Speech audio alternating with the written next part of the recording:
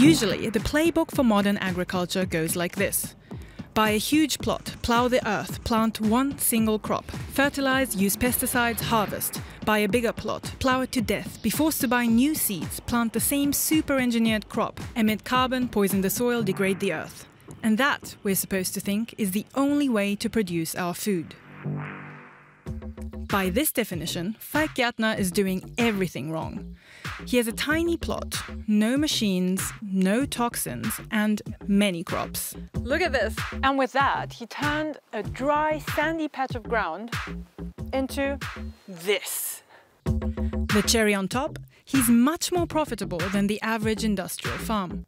The method he swears by is called permaculture, and it may hold the key for us all to produce food without destroying the planet.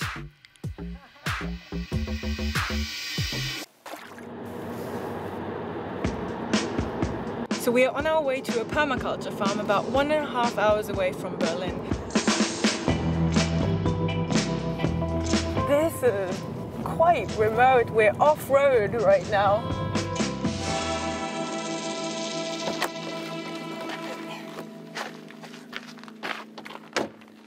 Hello. Hello. Hi. Hey. Kio. Hello. Falk Gärtner bought this plot 7 years ago, quit his job in advertising and started a permaculture farm.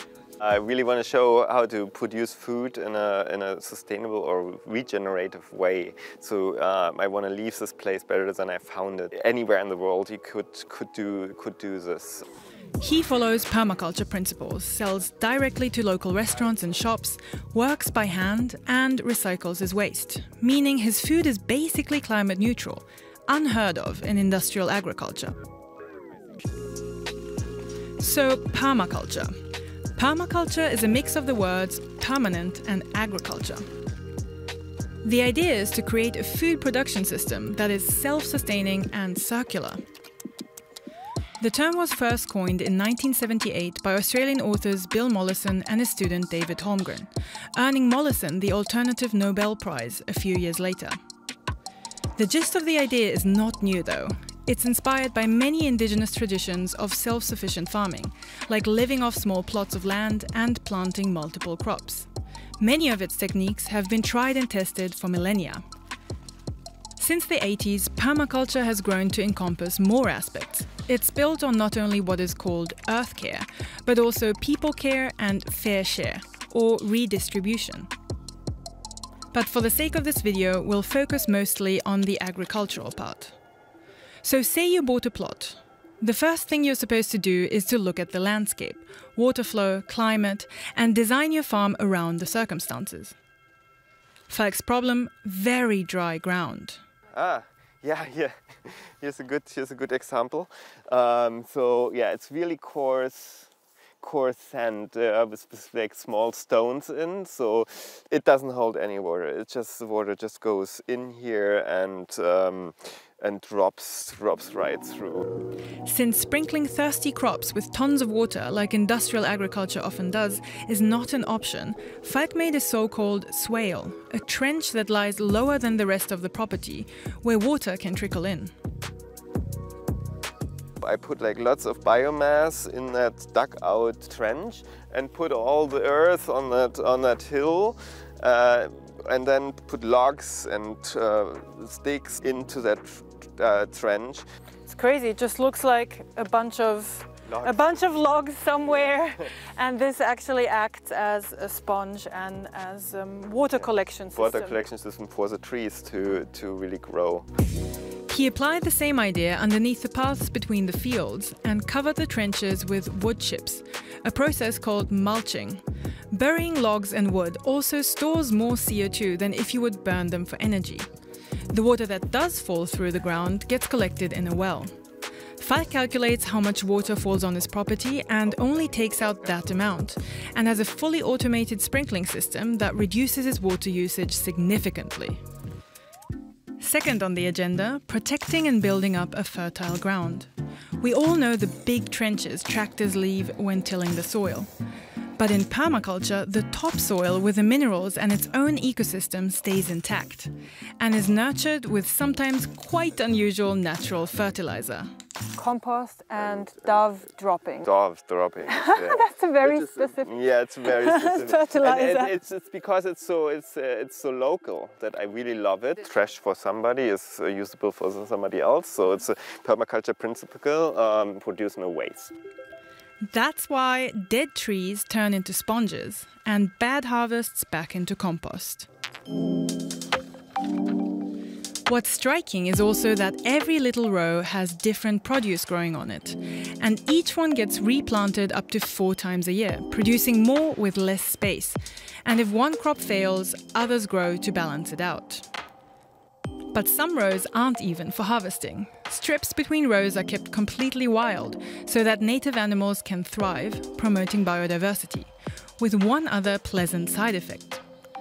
These small slugs were eating a lot of falk salads, until bigger slugs appeared eating the smaller ones. So it's a natural pesticide. It's a natural pesticide, yes. And it's not only with slugs, it's with mice, it's with insects a lot, with birds. Like we have all these birds nesting around, so we make all these hedges that actually are really nice nesting grounds for birds, and the birds eat all the insects.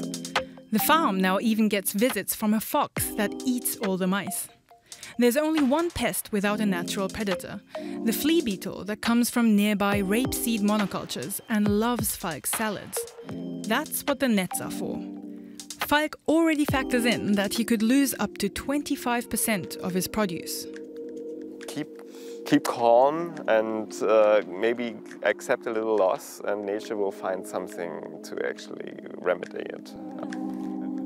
To be honest, a lot of this sounded a bit too good to be true. But most of these individual methods have scientific evidence to back them up. Polycultures are less prone to crop failure and more resilient to extreme weather. Flower strips have been shown to reduce pests by an average of 16%. And other techniques like agroforestry, growing trees next to produce, can reduce carbon emissions and increase biodiversity. Not to mention, many of these methods have been used all around the world for hundreds of years. That's one reason why permaculture has gained an international following, with farms everywhere from India, South Africa to Brazil. Farmers are combining the ideas with local agricultural traditions and adapting them to their specific contexts. In India, so-called food forests are popular, with local fruit trees like papaya. In Colombia, chagras, an indigenous tradition of growing food in the tropical rainforest, is merged with permaculture principles. And it's taking root in cities as well. Growing food closer to the consumer, cutting down on transport emissions, and using even smaller spaces efficiently. But usually, most of these are subsistence farms or model educational projects. In a world that's dominated by big farms and industrial agriculture, farmers like Falk need to get creative if they want to turn a profit.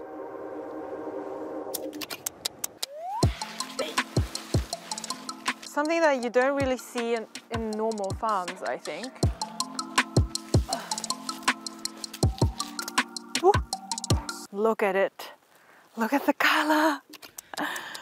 Or these small snack carrots. Most of the produce is fast-growing and has a twist.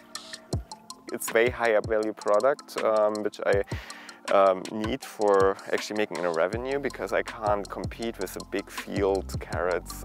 His vegetables are more expensive than conventional produce, similar in price to organic veggies sold around the region. Let's get these dirty little bastards clean.